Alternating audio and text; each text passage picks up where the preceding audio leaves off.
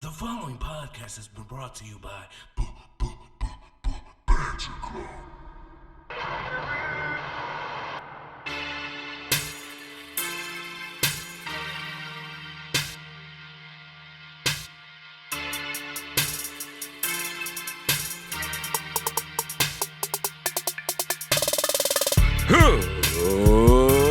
Ladies and gentlemen, boys and girls, children of all ages, Ramblemania show proudly brings to you.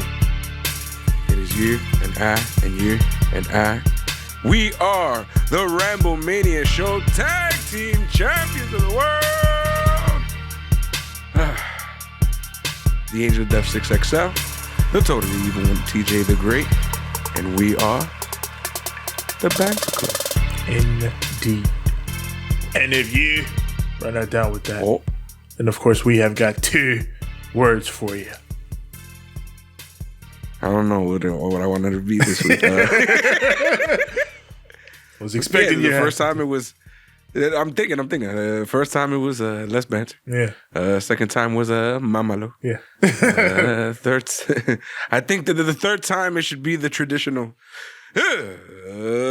Suck it. Okay. In true DX fashion, when you have nothing else to go for, suck it. Now, see, I could have went many places, but I was like, no, I want to do the traditional one at least once. It's the cleanest way to take it. And then once you get it out the way, you can do all the goofy shit you want to do. True. Because you know we're going to be the tag team champions for a long time. Because of For course. some reason. Oh, go ahead. Well, I was gonna say because of I'm probably gonna be on point with the stupidity that the net. We can talk about them here since it's that company. Yeah, but I know. It's one of their shows here, but the bigger company, I understand those dickheads and how they work. Tevin does not. I'm so far removed. Yeah. But Tevin is gonna come in handy for those New Japan shows. That's my shit. I fuck with that. Yeah. And of course a few of the, some of the indie stuff, that I might not be watching because I'm usually watching AEW and NXT. And then after that, I use the rest of the stuff as background fodder to what I'm actually doing because I'm usually working on things. Tevin, why is this our life? This is how it goes. It's the life of your tag team champions. All we do is work. Yes. And in this business that is revolving around work. But so apparently, let's get this bullshit out the way. They're treating the people that they just released like crap. Oh, we talking about the Mickie James thing? Yeah. So we kind of have to. Mickie James posted a tweet earlier today, and dear at Vince McMahon, I'm not sure if you're aware, but I did receive my WWE care package today. Thank you. And it was just a trash bag that apparently had some of her stuff in it. Apparently, that's what they did after they released her. They just threw some of her stuff in a trash bag and tipped it to her as if, hey, you don't work here no more. Here's some of your shit. They could have at least put it, packed it neatly in a box. Yeah, sent them a nice little WWE Stanford. I know you gotta have some. Yeah, like at least, fruit basket or some shit. Yeah. You know what I'm saying? Like, it's like, hey, we gotta let you go, but we don't hate you. Yeah. Like, we're value doing it for financial reasons. You work here, your service here. during the... Yeah, like, at least, just make them feel like they mean something. Yeah. I don't know what the hell. Like, and like we talked about last week when we talked about this round of releases. Mickie James is a legend, legitimately, for this company. So, why? You know what hurts me? Look at D-Bry. D-Bry wants to go, too. Man. He's bored of this shit, bro. Punk said, fuck this shit. When I read that Daniel Bryan interview, it was like, bro. And ain't he on fucking creative? And he feels malaise around it, like he's talking about, I want to see if I can wrestle some matches in WWE and some matches elsewhere. Like, it really seems like he just wants to get out and explore the larger part of the industry, because that's where all the fun shit is happening. Like, WWE is bringing in the big money, but all the fun shit is happening elsewhere. Yeah, Impact Wrestling, AEW, fucking Ring of Honor. So many. What is wrong with me? I got like burps and coughs and what the fuck? Yeah. What's wrong with me today, Tevin? Like, even Punk, when they ask him about wrestling and he talks about it, like, he's always like, well, I'm done, but if I were to come back, you know, I want something new. I want something interesting and fulfilling story-wise. I don't want to just come in on top and do some part-time bullshit. From what he said, it seems like WWE, you are subpar. He said their TV's terrible. Yeah, he's like, you're subpar. Like, I'd come back when you guys are actually doing something worthwhile. But, you know, I see his point on that, but I'd rather be the spoke on the wheel that stood out more and for some reason knocked it off the regular track and popped it into the correct track. You know what I'm saying? Like, I'd rather be the one that makes the company blow up. You know what I'm saying? But I guess with Punk, he kind of did do that. Yeah, like, and then I was gonna say, he got the closest out of just about any guy in the last decade, and look how they did him. Dirty. So it's understandable either way, but you know what I'm saying? Like, I get you, Punk, on why you don't want to fuck with this situation, but at the same time, I feel like you could be the one, but you know, it's them, and he understands them better than I do because he's actually worked with these motherfuckers. So, you know, I take his word on it. Yeah. And it ain't like the shit we talk about, the shit that so many of the fans and the people in the industry talk about, is the reasons he left, because he was talking about it back then. So, you know, it's something it's a deeply rooted issue that's something must be done about. But there you have it. I was gonna say on a good note, Mick Foley is great. What Mick Foley do this time? So, you know, we all know about the George Floyd situation. Oh yeah, and you know about the officer, you know. Yes, the trial, Derek Chauvin. We know, right? We know. So I don't want to get political or anything or whatever. It's not political. Not the point of this show. Everybody, you know what I mean. Yeah, we know what's going on. But Mick Foley was being hilarious. Not hilarious, but how do I say this? Like, heartwarming. There you go. He was being heartwarming. Right after that, he posted, Black Lives Matter. And then he posted, let's see how many people I lose here. Mick Foley is good. Mick Foley is good. Man, it's not wrestling related, but I saw the Ancient Aliens guy posting about that. He was like, word? Yeah, he was like, yeah, they made the right decision today. And he was like, you know, I can't wait. Oh, because they try to blame it on aliens. You know about that? Yeah. He was like, I can't wait until people that are in my comments like, aren't you supposed to be talking about aliens? So even the Ancient Aliens guy knows what's up. Yeah. And we're supposed to... Because he tried to blame the aliens. Yeah. Nah. It was aliens. I'm like, what? Is this an actual defense? Or is this an example of something? It was aliens. Yeah. And the Ancient Alien guy is like, it was not aliens. Yeah, we have an expert on aliens. Well established. Nah. Fuck out of here. Nah. So he did what he did. He did what he did, and he was held accountable for it by way of that jury. So here you go. NXT once again has a new theme song, slightly altered aesthetic to the whole show, and like it's the culmination of them always using Poppy for Io Shirai, for takeover themes, for special appearances. Let's just make our show the Poppy Show. And with all this being said, Tevin, are you ready? Yes. I think. No! No. I said, Aura, look at the shirt. You, look at the shirt. Ready! Look at the shirt and the hat. Look at the shirt and the hat. I am ready. Then, then, for the thousands in attendance and the millions watching at home, All of you. and for Reina Gonzalez or Raquel Gonzalez or Reina and Raquel Gonzalez or Selena. Raquel. It's been Raquel for like 2 years now. I know, but I still got to do it.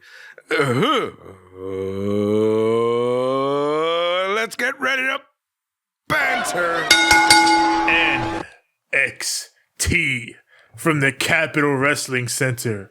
But by God, you could have swore it was still the Wednesday Night War and we were still a ticking because you could have sworn Orange Cassidy was walking down to the ring here to open this show. It's just Kyle O'Reilly. Yeah, everybody on the internet was, y'all was going a little too hard on that. Yeah, I get it. It's a denim jacket or whatever, and he's got the shades. I get it. They look a little bit alike, but he got a fedora. Yeah. He's a douchebag hipster. This is Kyle O'Reilly being Kyle O'Reilly. Mm-hmm. A slightly eccentric weirdo. Yeah, he was funny. Yeah. He's like that one guy who never gets the girl at the end of the fucking movie. The jock's best friend. It's the guy that we all root for. Yeah. But he never gets the goddamn girl at the end anyway. Yeah. He's a nice guy, but somehow he always puts his foot in his mouth. Yep. You're like, damn it, dude. All you had to do was, you're going to get her next time, man. You're going to get it right next time. You almost had Stacy. Right? I feel like their name is always Stacy. It's always Stacy or some shit, yeah. Stacy's mom has got it going on. What if that was his theme song? Wouldn't that be so befitting of this man? If we really want to make Kyle O'Reilly, if we want to go there, but yeah. But he's got cool rock shit for now. But he's got the mic also in the ring, and he says, I can finally move on from Adam Cole, and it feels great. Says, he's never been... Feels good. Feels good. He's never been one for the spotlight. He simply lets what he does in the ring speak for itself. But he says now that he put Adam Cole in his rear view, he realizes that to succeed here, you need killer instinct. And he proved that he has that. So now... Like the movie? Like the movie. Like the game. Like the game? So now, does he take that killer instinct and does he go after the North American Championship? Or does he go straight for the man up top? Does he go for Karrion Kross? Before he can really give his answer, before he can really go in depth, out comes Cameron Grimes. Would you leave this man alone? He then tried to get the UE IP from everybody. Roddy ain't want to listen to him. I presume Adam Cole didn't want to listen to him. Bobby Fish is nowhere to be found. So this is his last chance. He got to talk to Kyle. I like this little segment, though. Nah, this was fun. So yeah, he congratulates him for standing and delivering at TakeOver, especially considering, you won me some money. I bet on you because you were the underdog in that match, and you ended up winning me a lot of more money than I had before. So Cameron Grimes still getting paid. Every time he fucks up his money, he manages to put it right back in the bank by coming up off some crazy get-rich scheme. Always finding something financially to work his way. Yeah. So he wants to work with Kyle to make even more money. Dogecoins just blew up over the past couple weeks, got huge. So he proposes KO coins. How about that? You and I, we can go, of course, and Kyle finishes it for him. To the moon. Kyle is like, I actually do love that idea. I'm with it. But before we get to that, I'm cleared for action. After that match, my injuries have healed up and I'm ready to go. So I got to look out for my first opponent. Who is it going to be? Who do I want for my first opponent? He looks at Cameron Grimes, and Grimes is like, well, you don't want to fight me. We're going to be making money together. And Kyle's like, nah, not you. But then he takes his shades like, oh, wait a minute. It appears I've made a mistake. It was you. And he decks him, knocks him out. And that sets up our match for later. Kyle O'Reilly and Cameron Grimes. I love that little segment. I love the to the moon. Yeah. That was great. The fact that they did it together, I was like... But it's good on Kyle O'Reilly because then it gives him character. Yeah. You know what I'm saying? Something that, some people might criticize about the show. Yeah. Oh, Lord. Yeah, I'm sure we're going to, at some point here, why are they pushing Kyle O'Reilly? He's just wrestle guy. But as we can see, Kyle has, He's very funny. He has tons of character. His comedic timing is precise as fuck. He's that creepy guy in the office that everybody kind of, Yes. He's that slightly weird guy, but like, at the end of the day, he's got a good heart. We got the arrival of Saray to the CWC. She pulls up, she meets William Regal, and then Zoe Stark runs out, shakes her hand, talks to Regal like, I don't know if you had someone scheduled for her or not for her first match, but I just want to throw my name in there as someone who would like to face Saray in her first match here in NXT. And Regal's like, well, sunshine, let me ask her, would you like to face Zoe Stark in your first match? And Saray says, yes. So the match is set. It's kind of like when you go somewhere new and somebody asks you, hey, would you like to try? Yes. Yes. It's like, I came here to do this. And to be honest, Zoe's like, she's a great pick. I mean, she's somebody who's starting up so she could take an L, but she's not starting up because, she's been in the Indies for a while.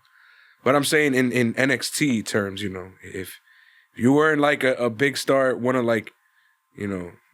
what they think is a big promotion, then they're going to be like, yeah, we're going to treat you like you all right. Yeah.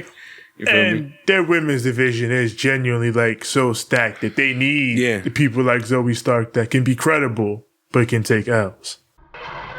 We got LA Knight. He coming down the hallway. He says he was the star of Stand and Deliver. All these fools had to gang up on me to get me out of that match. But he promises tonight he's going to start back on his way up to superstardom by dealing with that creep, that freak, Dexter Lumis. And that sets up our match. He's not a freak. He is our Lord and Savior. It's our guy. King, you shouldn't have been talking shit. And you about to step in the ring with him, Mr. LA Knight. God damn it. That leads into Dexter Lumis versus LA Knight. Wade Barrett is out here arguing with Vic and Beth about Dexter Lumis. Mm-hmm. He's like, this man was in a main event match on NXT and he was too preoccupied with kidnapping people. It's a fair point, but he did not kidnap her. Indy was not kidnapped. Clearly, she fully went on with like I said. She is now like the CEO of Horny Jail, and now that she is the CEO of Horny Jail, she got herself he kind of just saved her and whisked her off like a prince would with a princess. She was exactly where she wanted to be at the end of that match last week. Exactly where she wanted to be. That's not kidnapping. Would it be wrong to say she was with all the shits? She was with all the shits. Clearly. You give a thumbs up to the camera. and then Michael Jackson laugh? Yeah. That was your plan. Yeah. So, LA Knight, he is in control of this match for the majority early on until post-picture-in-picture, where Lumis makes his comeback. He hits a slingshot suplex for a 2 count, sends Knight outside, but LA Knight sends him into the barricade. And they're fighting outside, they're throwing hands. But then, speak of the devil, and she shall appear. Indy Hartwell shows up at ringside. This here. And then, her and Dexter, they lock eyes and they're approaching closer and closer. They use the gate. And then once they pass the gate and they're face to face. Shit was like a hot and steamy porno movie. And you hear the music starting up, but then record scratch, here comes LA Knight. There's nothing I feel. Not even. It was LA Knight's own theme song. God damn it. I know Whenever the one you mean. I believe my work is done. It's not his song. Then I start back at one. LA Knight, yes, he interrupts this. And then he starts yelling at Indy. I'm LA Knight. You don't want to be with that guy. You want to be with me, baby? Look at me. I hate when heels do that shit. It's like, I guess it works because, he's LA Knight. But Yeah. I'm sexy. That's the never point. been your gimmick. It's never been your gimmick. I'm dead sexy. All of a sudden, I'm like, why? It's always a little cringe. It's a classic wrestling thing. And LA Knight, he's a classic wrestling guy. Yeah, and just gave me all the cringe. And I was like, ew. I feel the sleeves. Get this shit off. But Loomis fights back. He hits him with the tope to the outside. Mm-hmm. And he's fixated with Indy. So fixated that he can't take his eyes off her. And LA Knight is able to take advantage of him just staring at her to hit him with a neck breaker and pick up the 1, 2, and 3. Gets the win. So LA Knight gets the dub, and post-match, Dexter and Indy, go ahead. they're alone in the ring, and it looks, here we go again. Coming ever closer. Looks like it's going to happen. You can hear Lauryn Hill in the back. Yeah. You're just too good to be true.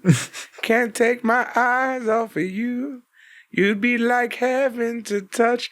And then it just record scratch and then fucking...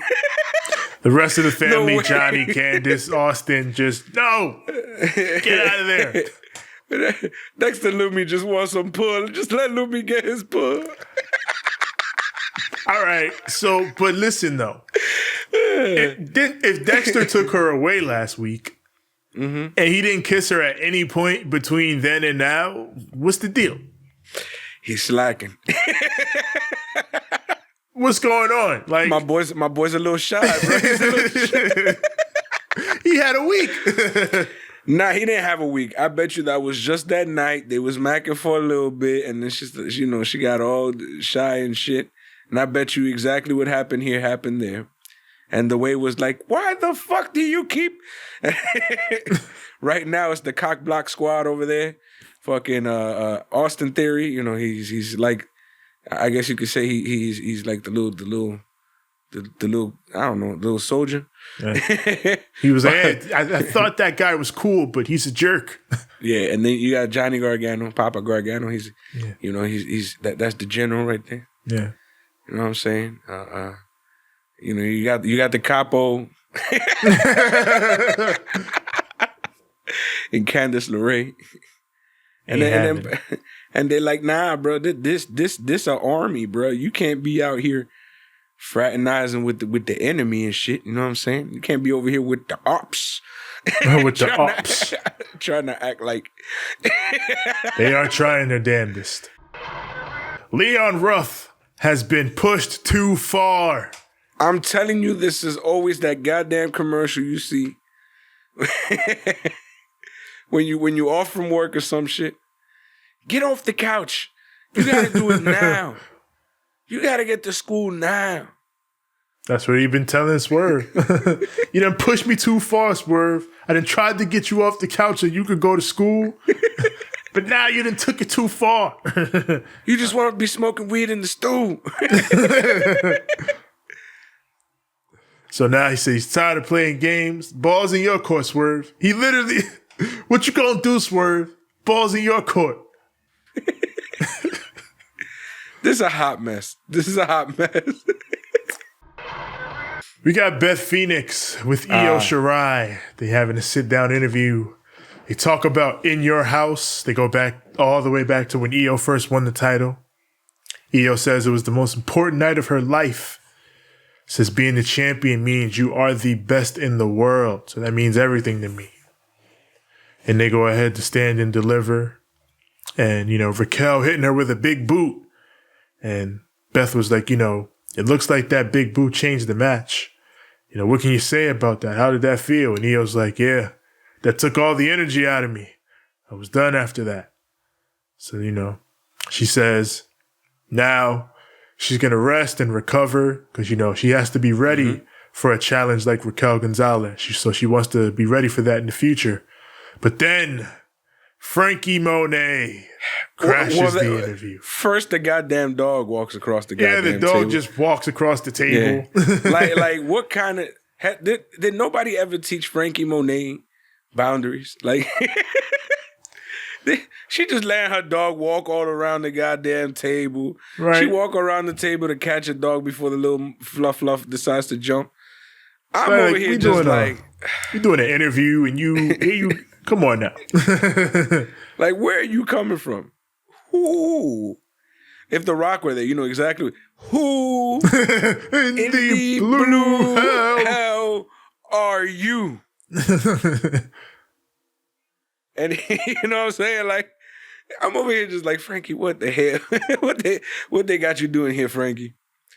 Frankie is here to congratulate Io on her women's championship reign, an iconic women's championship reign, and says, I'm going to be taking your place in your shoes atop the division, but not literally because she says her actual shoes are better than Io's shoes. And Io takes this extremely personally. Yeah. She gets up and starts talking shit in Japanese. Like, talk about my fucking shoes. And I took that person. We head to the ring where we got Breezango. These men are playing Royal Guards. Hold on. This shit racist as fuck. I'm sorry, this shit all sorts of wrong right now, bro. Yo, Gibson was so offended by this. He came out, he was like, you ignorant yikes. So, this is all for a match. Breezango and the grizzled young veterans soon to be recognized. God damn. Wade Barrett said it on commentary. He was like, they are soon to be recognized as tag team champions. But Wade Barrett was like the highlight of this whole little situation because he was going along. He was talking shit the whole time, right? Breezango, they send the heels outside. Dango hits a dive into the commercial break. Yes, sir. Then they come out. Grizzly Young Vets take control with dirty heel eye poking tactics. Heel shit. Who? Oh, dirty heels. That was y'all that gave him that idea, wasn't it? But Breeze gets the hot tag. He runs wild at ringside, but without Fandango, clutching at his eye. The numbers catch up, and Breeze goes for a head scissors, but it gets seamlessly turned into Ticket to Mayhem. That shit was beautiful. And Grizzly Young Vets get the win. So, tag division heating up as, everybody's coming for MSK's belts. I hope that MSK, you know what I'm saying, they whoop some ass because I want to see good tag team wrestling on NXT. And I feel like this is a return to form when it comes to the tag team division. Whenever you got the Grizzly Young Vets running around, soon to be recognized, you're always going to have a good match. Yep. And then you got Breezango, MSK, even though they're a mismatch type tag team, you got Killian Dane and who we found out, apparently, if you beat them up, the fans know. Yeah, they don't fuck with you. The fans really like them down there at the CWC. We got Mackenzie with Indy Hartwell. But the way it immediately comes in to cut the interview, like Mackenzie says nothing. She just holds the mic up to Indy Hartwell, like, hi. And they come in like, no, you can't say anything. But then Bronson Reed shows up. And he's like, don't you just love? And then he's like, while Indy and Dexter got their thing going on, I still want that North American title. And then Johnny's like, you lost, Bronson. You get to the back of the line. And then Austin comes in like, if you want a shot at Papa John, you got to go through me. Yeah, he's calling him Papa John. Nah, I want some pizza. Right. Yo, they ran out of fucking pizza, what do you call it? Pizza Hot Pockets. The pepperoni pizza ones. I've been so pissed at the fucking Rite Aid. And every time I go to fucking buy them, they're not there. It makes me so sad. Gotta restock. Gotta restock. They gotta restock, bro. Yeah. But yeah, Austin is like, I went to Mr. Regal. He said, if you want to get another shot at Papa John, you got to go through me. And Johnny is pissed about this because Bronson pinned Austin Theory just last week. So he's like, you idiot. He already beat you. He can beat you. We know this. So Indy, the whole time as they're all freaking out, you see Indy try to grab the mic like, I want to talk about Dexter. But Candace is like, no. And she pulls her away. And then Johnny just takes the mic from Mackenzie and runs off. And Mackenzie's like, what? He's trying to get her out of horny jail. You feel me? He had to take Mackenzie's mic. Listen, he got to grab all the mics because he got to get Indy out of horny jail. She will talk about it if you let her talk about it. You know what I'm saying? I guess. And he's like, nah, let's go. Fucking Bronson is hilarious. And Austin's interaction with him was just hilarious because it's like, he beat you already, you fucking moron. Yeah. And then he's like, you gotta go through me. Yeah. And he like touches him in the rib, I think it is. Yeah. And he's like, ow. Yeah. Johnny's like, he beat you last week. Remember? He fucking murdered you, yo. He splashed you. You're still injured. He squashed you. You're still in pain from what he did last. With that, we go to Mackenzie. She's got another mic. She got another one. And she is now with Cameron Grimes. Before he deals with Kyle O'Reilly tonight, he talks about this big piece he bid on. And he thinks he's won it. He got this letter from the committee. It was an NFT, which is what WWE keeps trying to sell us. Yes, all these NFTs. Cameron, and we know Cameron Grimes is the money man. So, he tried to get in on this. And he thinks he's won it. But they tell him that, in fact, he has been outbid on this NFT by none other than the $1 million man himself. Ted DiBiase. Damn it. Yo, he got so mad when he saw the name. It's like he's haunting me. I hope this has a payoff. And, they fired Ted DiBiase during that whole thing last year. And I feel like just seeing him come back for at least a one-off would be like, you see, there's hope. I'm sure Triple H will be like, we need him for an Angular. We're going to bring him in. And they'll bring him in. I'm down with it. Yeah. I'm down with it. So that takes us into Zoe Stark versus Sarray. Her name is Sarah. Her name is Sarah. NXT's newest Joshi debut. Lots of comparisons throughout this match to Asuka, Kairi Sane, Shinsuke Nakamura, all referred to as NXT legends, which I thought was pretty cool. So that touched my heart. Yeah. It's like on the main roster, you're just on NXT, you're legends. Legends. It's like you think about what they all did down here, and it's like, yeah, legends. They all made it to the top. They all did great things. So, even though the top is trash, Valhalla has been fucking taken over by Loki. And then whenever you go over there, it's just like, they're gonna die a miserable death and be reborn somewhere else in the universe of wrestling. And that is In Valhalla. the multiverse of wrestling. The multiverse. That is Valhalla. Because WWE, that's their own universe. Yeah. So I guess every other little is a multiverse. Yeah. Within WWE, it's its own pocket universe. And then once you break out, you see how crazy things can really get. Because you go into the multiverse. Oh, Lord. So these two, Zoe Stark and Sarray, they have some chain wrestling to start out. Zoe just folds her, though, with a sliding D for a 2 count, yes. speaking of Kairi Sane. They come out of the commercial break. Sarray makes a comeback. Zoe cuts her off with a half and half for a near fall. Shout out to Oni Lorcan. We'll see a little bit of him later. Yeah, we're going to talk about him later. 450 splash from Zoe misses. She goes for a back suplex, but Sarray flips out, hits her with a Uranagi suplex. This shit looked like a Tazplex. It was He clean. gets the win. This is a really good match. I enjoyed this. I like when they use like moves that look like they can actually put somebody out as the finish. Like that shit was clean. Yeah, and Zoe folded and shit. It was a good match. Zoe took the L, but looked amazing while doing it because I don't know who the fuck trained her, but that's exactly how they trained her to do this shit. And she's been fucking great. like she'll take the L and I'll be like, yo, but she looked great though. Damn, yo, I don't know how she.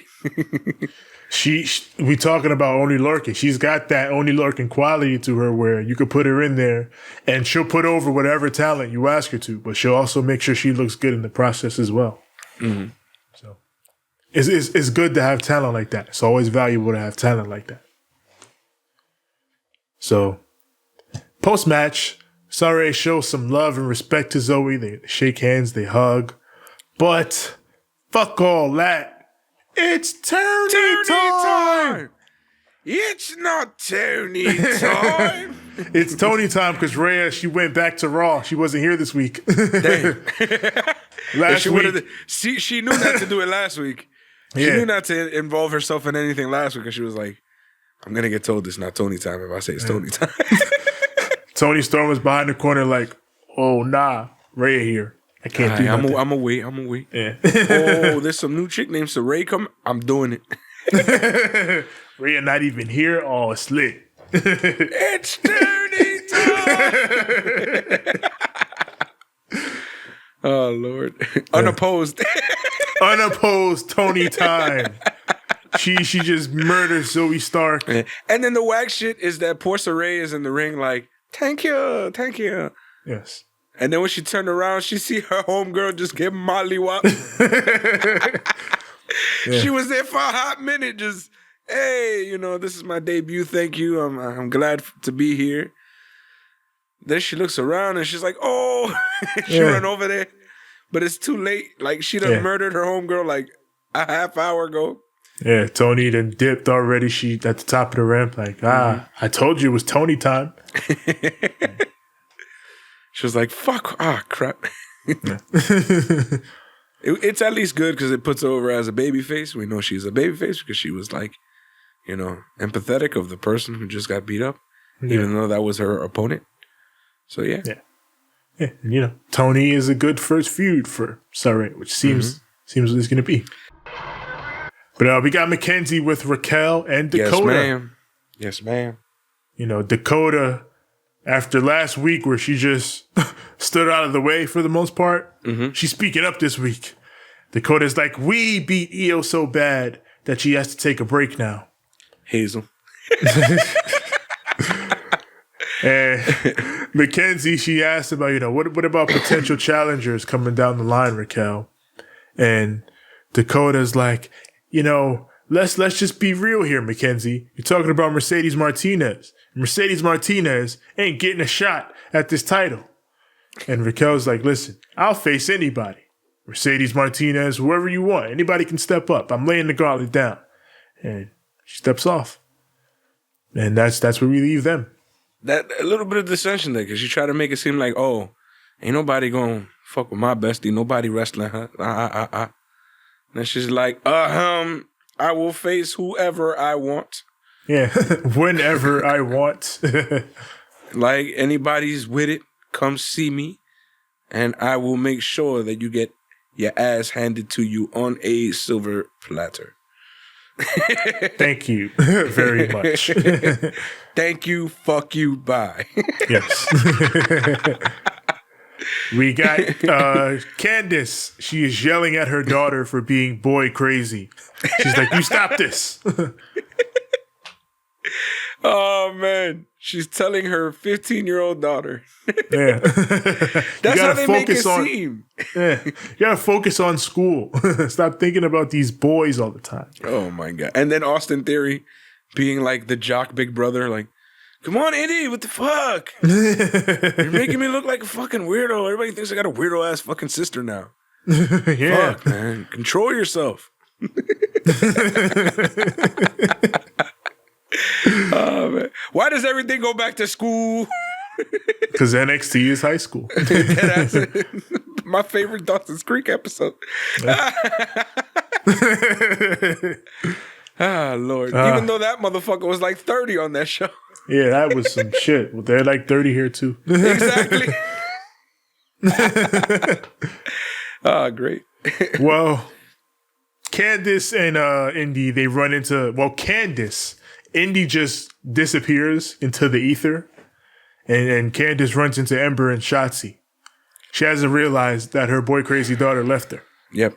So she foolishly splashes Ember and Shotzi with water. And they just fucking grab her and take her in the room. Like, oh, word. She got now jumped. you gonna get it. She got jumped. Yeah. NXT is wild. You getting jumped in the corridor and shit. They gonna take you into a dark room and beat your ass. What's going on here? Shit crazy out here. We got the new cruiserweight champion of NXT, Kushida. Ooh. Did they? I'm sorry, but they blew him off to the top of the mountain. He went to the moon. They made this motherfucker. They made Kushida finally seem important. I was so happy though to see that because like in Japan he was a monster, and then you bring him here to the U.S. and you have him doing nothing for a hot minute. Then last week he went back to his trunks, and he's like slowly going back to that Kushida. Yeah, it's like he's becoming the true, like we talked about last week, that true light heavyweight cruiserweight ace Kushida. And we know he can be that. He has been known to be in the past. Mm-hmm. So he has the mic. He says, I won this cruiserweight title in an open challenge, so I will give the same opportunity tonight. Who wants to challenge me? Who wants to smoke? And then throw him up, put it in the motherfucking sky. Out comes Oni Lorcan. One. Well, Danny Trejo. Wow. Whoa. Golly, man. He's back, baby. Whooping ass, baby. Straight out of 205 Live, Oni Lorcan whooping some ass in cruiserweight action. And did you see that this week Kushida even went further with his character change? Yes. He cropped up with the goddamn Yokozuna ones. For those of you who don't know, Yokozuna used to wear the black tape around the ankles and center of the foot. And Kushida had the same situation going on. Yes. So we're moving the boots. We're moving backwards with the Kushida, but it seems to be making him better. Yes. Him and Oni here, though. The grabs they did. Mm-hmm. The chain wrestlings, the armbar attempts. This was some good shit. By the way, did I tell you I watched this match undistracted at work? Oh, beautiful. Not a single person walked in through this match. I was so hyped. Magic. That's magic. It was a beautiful situation. Yes. But Oni is in control throughout the commercial break, but Kushida tries to make a comeback, but Oni, he goes into full madman mode, puts him down with an uppercut and a blockbuster for a near fall, starts laying in big chops, but Kushida just eats all the chops and then fights Oni down into an armbar, makes Oni tap, retains his championship, in a really, really fun match. Like I said, classic 205 shit. Mm-hmm. You'll love to see it. You'll love to see it. It was a hard-hitting ass match, and that's my style of match. I like to see motherfuckers break each other's faces. I love to see a little bit of joint manipulation. I like to see a little bit of hard kicks and stiff chops, which this fucking Kushida was just eating those chops, bro. How does he eat chops like that, bro?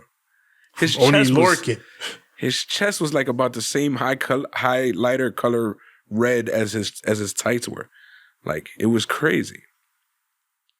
Absolutely insane. Kushida, goat. Kushida gets a goat for the night. Kushida gets a goat for this. He put on this week. It was exactly what we were hoping for. Like we said, Kushida being the man, being the ace. We all about that kush. All about it. But post-match, not about that kush. Legado del Fantasma. Mm-hmm. They hit the ring for revenge. You know they not about that kush because they all about that snow. Yeah.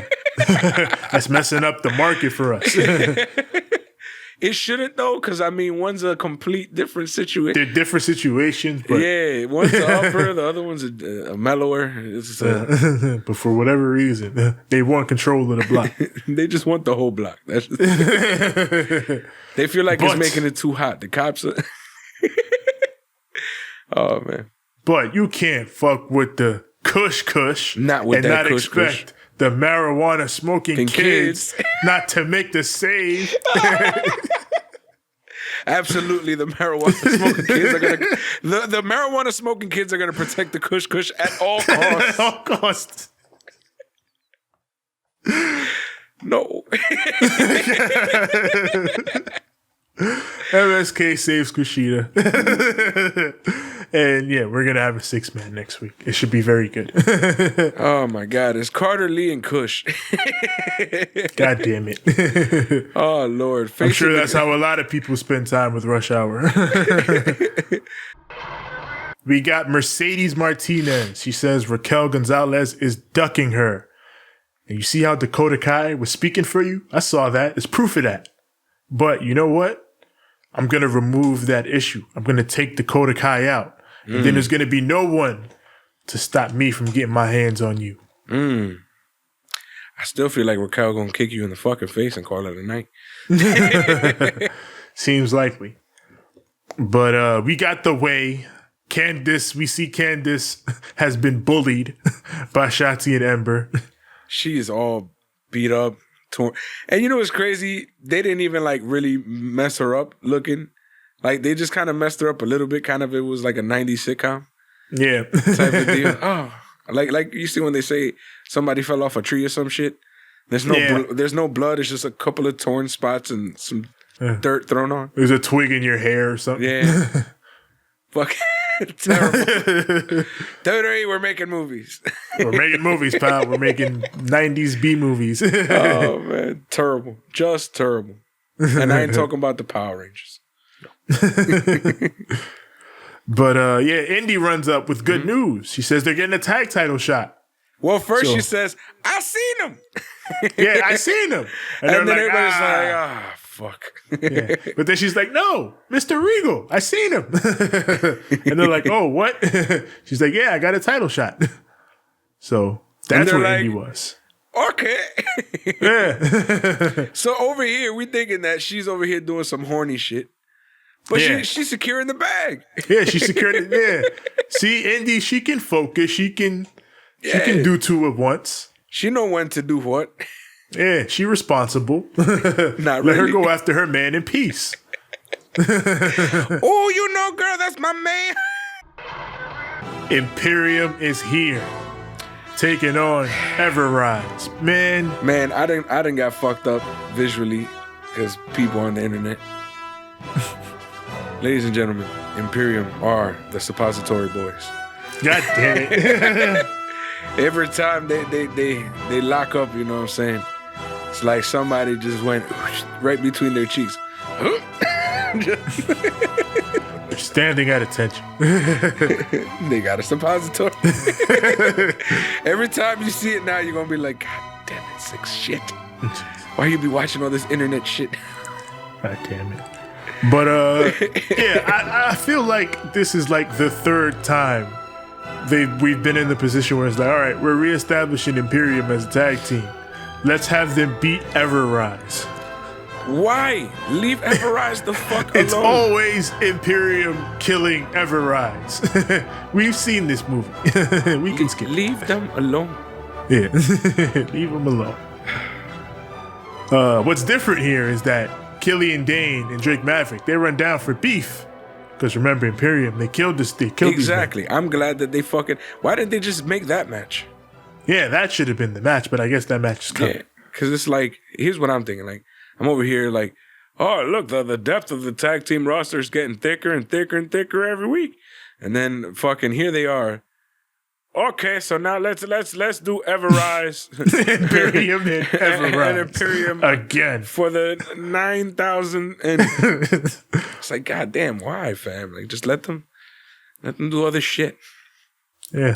Break that apart for a while. No more. It's become Aaliyah and Xia Li. Facts. Yeah. We gotta break that off for a little while.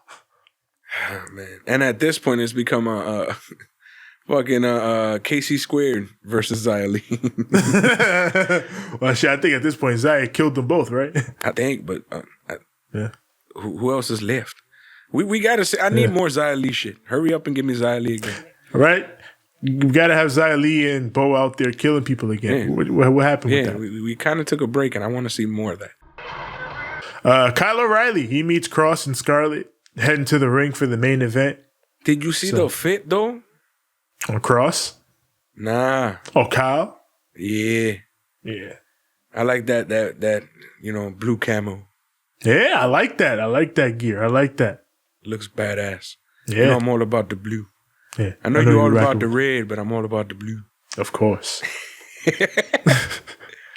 And with that, it is indeed time for our main event. Kyle O'Reilly versus Cameron Grimes. Cameron Grimes. We're going to go to the moon. To the moon. But in this match, we went to the match. This was some wrestling. A lot of good wrestling in this match between these two.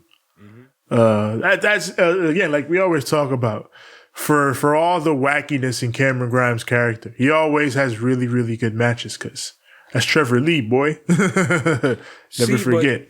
I feel like they let him go even more off in this match. Yeah. Because I feel like now seeing this match, I'm like, you've been holding back. Like, you've been holding back because here you were like, I'm going to do some shit here. You know what I'm saying? And it felt like a real main event match. Like, it felt like some real serious shit. And I was like, damn, if only you weren't going to go off and face Ted DiBiase, and you weren't going to go off and probably face Cameron Grimes. Well, not face Ted DiBiase, but you're going to go on with to a program with that, because that's what they're insinuating. And you're going to go do a program with this guy because that's what they're insinuating here. But if y'all wasn't, I would have been like, yo, I want to see this match like maybe 2-3 more times with some proper build. Yeah. And hopefully down the line, because, I think they have a lot of legs with a lot of things Cameron Grimes can do. Because, again, like, he can be hilarious, but he can also be a killer in the ring. So they got avenues with Cameron Grimes to build them up. So hopefully we can see this a couple more times down the road, as Steve Austin would say. But, yeah, I really enjoyed this match. Kyle finished this man with the brain buster and the top rope knee. That's his finishing sequence now. That's his kill. Buster! Yes. And, he's standing tall to end this show. You got Vic Joseph saying, who can stop Kyle O'Reilly as NXT goes off the air. So firmly establishing Kyle as the top babyface on the show right now, it seems, which I rocks with it. And I'm still going to be here looking at the idiots who are going to be like, I don't see it. I don't want to, like, he's cool and all, but where's the character? Why are there people like this, bro? People see what they want to see and then never want to be wrong about shit. It's the best I can say, I guess. It's a bit annoying. It's like, just enjoy it. Just let it. Like, to be honest, I think he's fucking hilarious.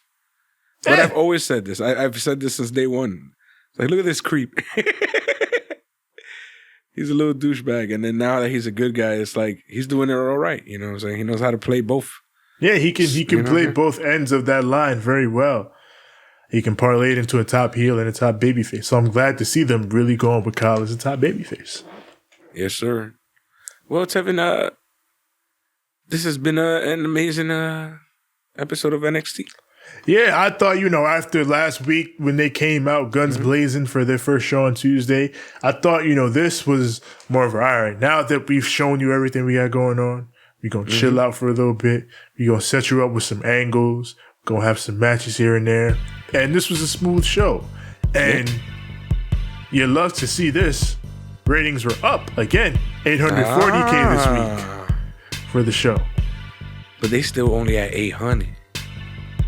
Fucking AEW went up 70%. But hey, it went up. How the fuck? We'll talk about AEW on the next show, but Tevin, how? Anyways, I would like you to let these fine people on the tube of the use. I would like you to let them know where to find us. Yes, sir. You already know where to find us. Find us on Instagram at Ramblemania Show and at Banter Club Podcast. Find us on Twitter at Ramblemania, Facebook.com/Ramblemania Show. And of course, find our group there, Ramblemania Show's Banter Club, where we and the other podcasts we associate with post our goings on and what the hell is going down. And of course, as far as the audio, we are everywhere audio is found. That is Apple Podcasts, Google Podcasts, Spotify, Stitcher, Anchor, TuneIn, Overcast, everywhere your podcasts are found. Just search Ramblemania Show or Banter Club. And of course, the visuals are right here on YouTube. Search Ramblemania Show or Banter Club. And when you get here, you like our videos, you click subscribe, and you click the bell so that when the new content drops, it goes straight to you. As far as me personally, find me on Instagram at TJ the Great One. That's TJ the GR, the number 8, the number 1. And find me on Twitter at TJ the Great. That's TJ the GR, the number 8. It's as simple as that. TJ the Great.